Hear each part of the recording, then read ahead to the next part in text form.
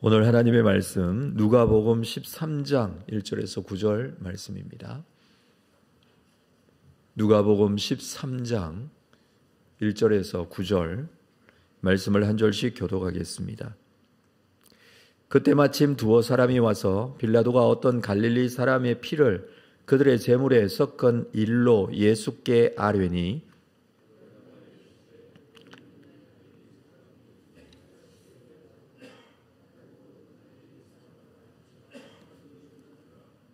너희에게 이르노니 아니라 너희도 만일 회개하지 아니하면 다 이와 같이 망하리라.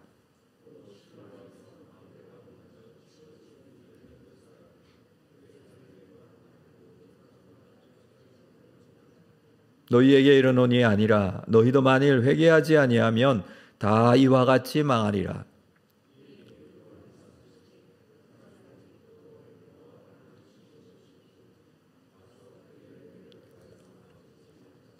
보던 지기에게 이르되 내가 3년을 와서 이 무화과 나무에서 열매를 구하되 얻지 못하니 찍어버리라.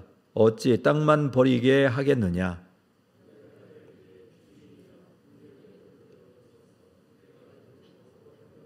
함께 읽습니다. 이에 후에 만일 열매가 열면 좋거니와 그렇지 않으면 찍어버리소서 하였다 하시니라. 아멘. 오늘 말씀에서는 빌라도가 어떤 갈릴리 사람들의 피를 그들의 제물에 섞은 일 때문에 두어 사람이 예수님께 와서 말하고 있는 내용입니다. 이것은 갈릴리 사람들이 예루살렘 성전에서 하나님께 제사 드리는 중에 당시의 총독이었던 빌라도가 그들을 처형하라 해서 제사 드리다가 죽었다는 것입니다. 갈릴리 사람들이 성전에서 제사 드리다가 죽은 것은 아무래도 하나님 앞에 죄를 지었기 때문에 어떤 큰 죄가 있기 때문에 그렇게 제사 드리다가도 성전에서 죽은 것 같다라고 예수님께 말하고 있는 것이죠. 우리도 이런 경우가 종종 있죠. 어떤 사람이 큰 어려움을 당하면 그 어려움 당하는 이유가 하나님 앞에 뭔가 잘못한 게 있어서 하나님으로부터 벌 받는다라고 그렇게 생각하는 경우가 있습니다. 우리 스스로도 자기 자신에게 그렇게 생각할 때도 있죠. 어려움을 겪거나 힘든 일이 있으면 내가 뭔가 하나님 앞에 잘못한 게 있나 이런 생각을 하게 되죠. 문제는 그런 생각을 본인에게만 하는 게 아니라 다른 사람에게도 한다는 것이 문제인데, 지금 어떤 두어 사람이 와서 예수님께 말씀을 말하고 있는 내용은 바로 그런 내용입니다. 이 성전에서 제사 드리다가 죽었으니까 하나님 앞에 큰 죄가 있어서 죽은 것 같다라고 하는 것입니다. 자, 예수님의 대답은 2절에 보면 대답하여 이르시되 너희는 이 갈릴리 사람들이 이같이 해 받음으로 다른 모든 갈릴리 사람보다 죄가 더 있는 줄 아느냐. 이 사람들이 그렇게 죽었다고 해서 갈릴리 사람보다 죄가 더 있는 것은 아니다. 다시 말해서 이 죽은 갈릴리 사람들이 다른 갈릴리 사람들보다 죄가 특별히 많아서 죽은 것이 아니라고 말씀하십니다. 어떤 일을 당하고 거기에 대한 힘든 일들을 겪을 때에 사실 그런 일들이 일어나는 것은 사람의 죄의 결과이죠. 인간의 죄의 결과로 말미암아 당하게 되는 멸망과 심판, 누구에게나 다 있을 수밖에 없습니다. 그런데 어떤 상황이 벌어지면 무슨 죄가 있어서 뭔가 잘못해서 그 일을 당한다라는 것은 무엇을 전제로 하느냐 하면 평상시에는 그런 일을 당할 만한 그런 상황, 그런 일들이 아니었다는 거죠. 사람은 하나님 앞에 죄인이어서 겪게 되는 여러 가지 힘든 일들이 있습니다. 그 일 중에 가장 큰 게 나이가 들어 죽는 것이죠. 죄의 결과라고 할 수 있습니다. 죽음뿐만 아니라 병들거나 몸이 아프거나 여러 가지 일들을 만나게 되는 모든 것은 사실 사람이 가지고 있는 죄의 결과입니다. 그래서 예수님께서 말씀하시는 것은 갈릴리 사람들이나 성전에서 죽은 갈릴리 사람들이나 다 동일한 죄인이다라는 것을 말하고 있습니다. 자, 3절에 보면 너희에게 이르노니 아니라 너희도 만일 회개하지 아니하면 다 이와 같이 망하리라. 누구든지 하나님 앞에 회개하지 아니하면 죄의 결과로 말미암아 겪게 되는 이러한 일들은 계속 있다라는 것입니다. 그렇죠. 영원한 죽음 가운데 들어갈 수밖에 없습니다. 사람들이 어떠하다고 판단하고 정죄하지 말고 자기 자신을 살피라는 말씀이기도 합니다. 다른 사람들이 그런 일들을 당할 때에 그 사람이 죄가 있느냐 없느냐를 판단하기 전에 우리는 우리 스스로를 돌아볼 수 있어야 한다라는 말씀이죠. 그리고 진정으로 회개하지 않으면 안 된다라는 말씀입니다. 예수님은 다른 예를 들어 말씀하십니다. 4절에 실로암에서 망대가 무너져 치어 죽은 18사람이 예루살렘에 거한 다른 모든 사람보다 죄가 더 있는 줄 아느냐. 그때 당시에 있었던 사건 같습니다. 실로암이라는 곳이 이 샘터가 있는데 이곳에 망대가 세워져 있습니다. 망대가 무너지면서 이 실로암을 찾았던 사람들이었던 것 같은데 주변에 있던 사람들이 그 망대에 무너져 18명이나 죽었습니다. 이 사람들이 예루살렘에 사는 수많은 다른 사람보다 죄가 더 있어서 뭔가 큰 죄가 있어서 이 일을 당한 줄 아느냐. 사람들은 그렇게 얘기를 했던 것 같습니다.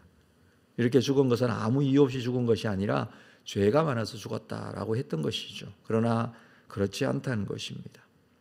죄가 더 많아 이런 일을 당한 것이 아니라 5절에서 또 말씀하시죠. 너희에게 이르노니 아니라 너희도 만일 회개하지 아니하면 다 이와 같이 망하리라. 3절의 말씀을 동일하게 반복하고 있습니다. 제사드리다가 죽은 사람들이나 망대 무너져 죽은 사람들이나 그 원인은 다 똑같다는 것이죠. 우리 주변에 예상치 못한 사고로 죽은 사람들이 생길 때마다 그런 일들이 생긴다면 그 일을 보고 우리가 해야 할 일은 그 사람들의 죄를 묻는 거나 그 사람들의 죄가 있다 없다 판단하는 거나 그 원인을 찾기보다는 자기 자신을 돌아봐야 한다는 것입니다. 우리가 회개해야 할 일이, 내가 회개해야 할 일이 무엇인가를 생각해야 되죠. 예수님을 진정으로 믿는다면 망대에 치여 죽어도 구원을 받습니다. 예수 그리스도를 진정으로 믿는다면 어떤 사고가 나서 갑자기 죽더라도 구원을 받습니다.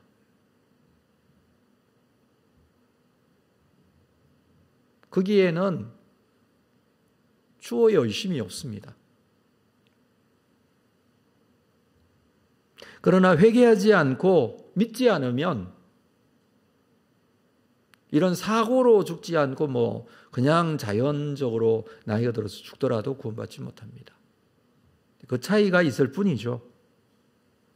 그래서 예수님께서는 너희도 만일 회개하지 아니하면 믿지 아니하면 이와 같이 망하리라 말씀하십니다.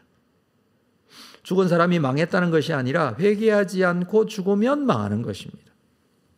자, 이 상황에 대해서 비유로 말씀을 하시죠. 6절 이에 비유로 말씀하시되 한 사람이 포도원에 무화과 나무를 심은 것이 있더니 와서 그 열매를 구하여서나 얻지 못한지라. 한 사람이 포도원에 무화과 나무를 심습니다. 이 무화과 나무를 포도원에 심었다라는 것은 특별한 은혜입니다. 무슨 말이냐 하면 무화과 나무는 그냥 아무데나 심겨져도 잘 자라는 나무입니다. 포도나무는 그렇지 않죠. 포도나무는 포도원에 심어야 합니다. 그리고 잘 가꾸어야 합니다. 주변에 잡초도 뽑아주고 잘 경작을 해주어야 포도나무의 열매를 맺습니다. 그래서 포도원에 포도를 심는데 이 주인은 포도원에다가 무화과 나무를 심었습니다. 그것은 아무 데서나 잘 자라고 열매를 잘 맺는 무화과 나무이지만 특별히 포도원에 심은 것이죠. 주인은 포도원이라는 좋은 땅에 무화과 나무를 심었다라는 것입니다. 그렇다면 당연히 무화과 나무는 열매를 맺어야 합니다. 그냥 아무 데나 심어도 잘 자라는 무화과 나무라면 포도원에 심겼다면 열매를 더 잘 맺어야 합니다. 그런데 이 무화과 나무는 열매를 맺지 못했습니다. 이것을 보고 포도원 지기에게 찍어버리라 라고 합니다. 3년 동안 기다렸는데 이 무화과 나무에서 열매를 얻지 못했다는 것이죠. 그냥 이 나무는 열매를 얻기보다는 찍어버려서 땔감으로 쓰는 것이 더 좋겠다라는 것입니다. 무화과 나무에 무화과가 열리지 않는다면 나무는 땔감으로라도 쓸 수 있습니다. 자, 8절에 대답하여 이르되 주인이여 금년에도 그대로 두소서. 내가 두릅하고 구름을 주리니 이후에 만일 열매가 열면 좋거니와 그렇지 않으면 찍어버리소서. 주인에게 포도원 지기가 이렇게 말합니다. 주인은 비유로 하나님을 말하죠. 포도원 지기는 예수님을 말하죠. 하나님께서 회개를 기다리십니다. 하나님께서 포도원에 있는 무화과 나무에게 회개를 기다리시는, 열매를 기다리시는 거죠. 그 회개에 대한 열매를 기다리시는 거죠. 그리고 그것은 참으시는 기한이 있다는 것을 말씀합니다. 물론 하나님은 긍휼이 많으신 분이고 사랑이 많으신 분이고 오래 참으시고 기다리시는 분이십니다. 근데 기한은 있습니다. 그 기한이 지나면 회개에도 소용이 없는 때가 있습니다. 포도원 지기신 예수님께서 이렇게 말씀하십니다. 금년에도 그대로 두소서. 내가 두릅하고 구름을 주면 내년에 혹시 열매가 맺을지 모릅니다. 이 상황은 예수님께서 중보하고 계시는 모습이죠. 우리가 알고 있듯이 예수님 하나님 보좌 우편에 앉으셔서 하나님께 우리를 위하여 중보하신다고 그랬습니다. 어떤 중보를 하십니까? 열매 맺지 못한 무화과 나무를 위해 금년에도 그대로 두소서 라고 하시는 것처럼 아직까지 열매가 없는 이들을 위해서 한 해 더 기다립시다 라고 하는 그런 중보기도를 하고 계시는 것이죠. 다시 기회를 주는 것입니다. 1년이라는 기간을 말합니다. 1년이면 열매를 맺을 수 있는 충분한 시간입니다. 무화과 나무에게 있어서 사명은 열매이죠. 무화과 나무는 열매를 맺어야 합니다. 무슨 좋은 가지만 가지고 있다고 해서 좋은 나무가 되는 것은 아닙니다. 키가 크다고 해서 좋은 나무가 되는 것도 아닙니다. 열매가 많은 무화과 나무가 좋은 나무이죠. 진정한 회개에는 열매가 맺힌다는 것입니다. 열매가 없는 무화과 나무, 그 무화과 나무는 찍어버리고 땔감으로 쓸 수밖에 없다라고 합니다. 회개의 결과가 이와 같이 있어야 한다라는 말씀이죠. 회개했으면, 다시 말해서 믿으면 망하지 않고 구원을 얻고 그 믿음의 결과들이 있어야 하는데 그 믿음의 결과가 믿고 회개했으면 회개한 사람으로서의 회개의 열매가 나타나게 된다는 것인데 그것은 기본적인 가치관이 바뀝니다. 기본적인 말의 형태도 바뀝니다. 그 생활도 바뀔 수밖에 없습니다. 믿는 자로 사는 것이죠. 회개한 자로 삶의 모습이 달라지는 것이죠. 이것이 열매입니다. 이 열매가 있는 자는 이 열매가 있기 때문에 그 나무로서의 사명을 다한 것입니다. 그런데 이 열매가 없는 회개했다고 말로만 하는 회개가 되는 것이 아닙니다. 회개했다면 그 삶의 모습에서 믿는 자로서의 삶의 모습이 나타나는 것인데 그렇지 않다면 진정한 회개가 이루어진 것도 아니고 열매가 없는 것입니다. 처음으로 돌아가서 우리 갈릴리 사람들이 성전에서 제사 드리다가 죽었다고 그랬습니다. 실로암 사람 중에 예루살렘 사람들 중에 실로암에 왔다가 실로암 망대가 무너져서 죽었다고 그랬습니다. 이 사람들이 죄가 더 있어서 이런 일들을 당한 게 아니라 회개하지 않고 회개의 열매가 없으면 사람은 누구든지 이와 같이 망할 수밖에 없다는 것을 우리 스스로 자신을 돌아볼 수 있어야 한다는 주님의 말씀입니다. 오늘도 우리의 하루의 삶 속에서 우리의 모습이 어떤 모습으로 살아가고 있는지를 우리는 잘 보아야 합니다. 자기 자신을 돌아볼 수 있어야 한다는 것이죠. 회개하고 진정으로 예수 그리스도를 믿는 자는 삶의 자리에서도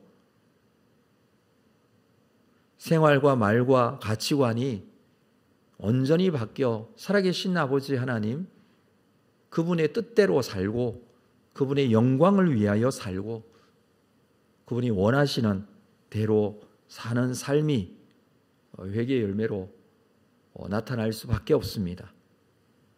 진정으로 회개하지 않으면 망하리라는 주님의 말씀이 오늘도 우리에게 들려질 수 있기를 바라고, 일어나는 모든 일들 속에서 이 말씀이 나에게 주시는 하나님의 말씀인 줄 알고 자신을 돌아보면 회개에 마땅한 열매가 있는 그런 삶이 될 줄로 믿고, 자신을 이렇게 주님 앞에 귀하게 내어드리고 열매로 영광 돌리는 귀한 삶이 되시기를 주의 이름으로 축복합니다.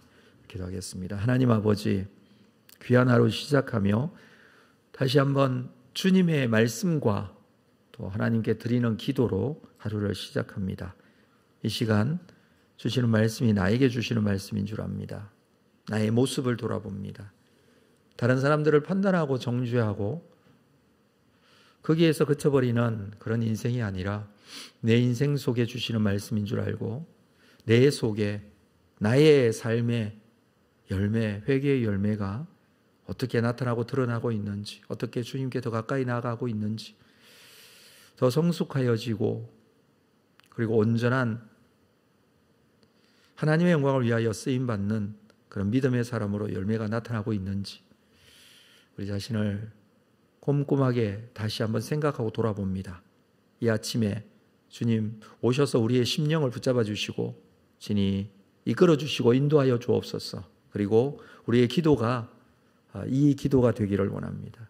삶의 열매로 나타나는 귀한 열매가 있는 기도가 될 수 있도록 은혜 베풀어 주시옵소서. 예수님의 이름으로 기도합니다. 아멘.